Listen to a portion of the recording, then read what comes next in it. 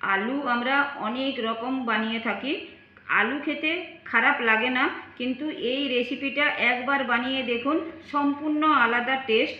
বড় থেকে ছোট সকলে কিন্তু খেতে খুব ভালো লাগবে। নমস্কার, ইলা রান্নাঘর থেকে সকলকে জানাই অনেক স্বাগত। আমি আজকে আপনাদের সাথে শেয়ার করব butter garlic potato. Butter garlic potato বানানোর জন্য এখানে আলু নিয়েছি আমি 4টে আলু নিয়েছি, 3টেকে আমি এইভাবে কেটে নিয়েছি। দেখুন, একটা রেখেছি আমি, এটাকে দেখাবো কিভাবে আমি কেটেছি। এই যে পিস পিস করে আলুগুলো কিন্তু একই সাইজে নিতে হবে। আমি এই সাইজেরই 4টে নিয়েছিলাম, 3টে কেটে নিয়েছি, একটা দেখাচ্ছি আমি। এভাবে প্রথমে আমি মাঝখান দিয়ে কেটে নেব। এবার আমি এখান থেকে আবার মাঝখানে 2 টুকরো করে নিলাম। এই দেখুন, এভাবে কিন্তু সব আলুগুলো আমি আগে থেকে কেটে নিয়েছি।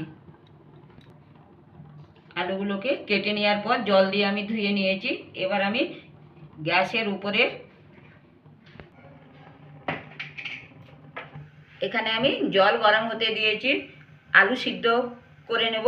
সেই জন্য এখানে আমি একটু নুন দিলাম, জলটাকে একটু ভালো করে গরম করে নেব। আলুগুলো আমি 3 থেকে 4 মিনিটের মতন সিদ্ধ করে নেব। বেশ 3 থেকে 4 মিনিটের মতন সিদ্ধ করে নিয়েছি।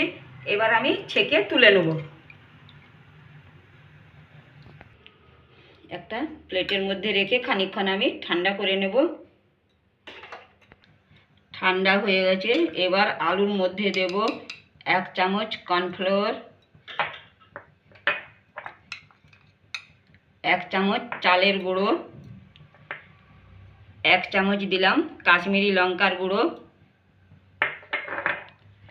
1/2 চামচ দিয়েছি এখানে গোলমরিচের গুঁড়ো, আর নুন পরিমাণ মতো। আর দেব এখানে আমি অরিগ্যানো দিয়েছি 1/2 চামচ, চিলি ফ্লেক্স 1 চামচ। সব উপকরণগুলোকে আলুর সাথে ভালো করে মেখে নেব। ভালো করে কোট করে নিয়েছি, এই দেখুন। এবার আমি তেলে ভেজে নেব, ডিপ ফ্রাই করে নেব। তেলটা এখানে আমি সাদা তেল নিয়েছি ভাজার জন্য। তেলটা গরম হয়ে গেছে, তেলটা খুব ভালো করে গরম করে নিতে হবে। এবার আমি আলুগুলো তেলের মধ্যে দিলাম।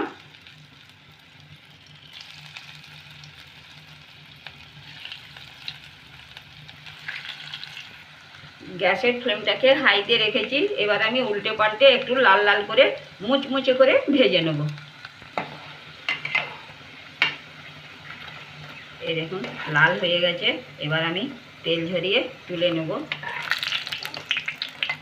এটা ডিপ ফ্রাই করে নিতে হবে। যখন মুচমুচে লাল ভাজা হয়ে যাবে তখন কিন্তু এটা তুলে নিতে হবে। এবার বাকি যেগুলো আছে এইভাবে আমি ভেজে নেব। আওয়াজটা দেখুন বন্ধুরা, অনেক সুন্দর করে লাল করে ভেজে নিয়েছি। আমরা এইভাবে আলু ভাজাটাকে খেতে পারি, কিন্তু আরও টেস্টি করতে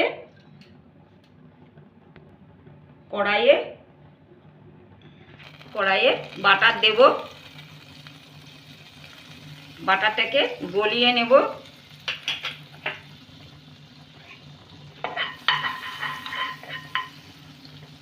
এখানে আমি 8 থেকে 10টা কোয়া রসুন নিয়েছি গ্রেট করে। রসুনটাকে হালকা একটু ভেজে নেব লাল করে। এবার ভেজে রাখা আলুটাকে দিলাম। ভালো করে নেড়ে রসুনের সাথে মিশিয়ে নিলাম। ভালো করে নেড়ে আমি রসুনের সাথে আলুটাকে মিশিয়ে নিয়েছি। এবার দেবো এখানে আমি 1 চামচ চিলি ফ্লেক্স দিলাম, 1 চামচ চাট মশলা দিলাম। এগুলোকে আমি রসুন আর আলুর সাথে ভালো করে মিশিয়ে নেব। নেড়ে চেড়ে ভালো করে মিশিয়ে নিয়েছি। এবার আমি লাস্টে দেবো কেটে রাখা ধনেপাতা।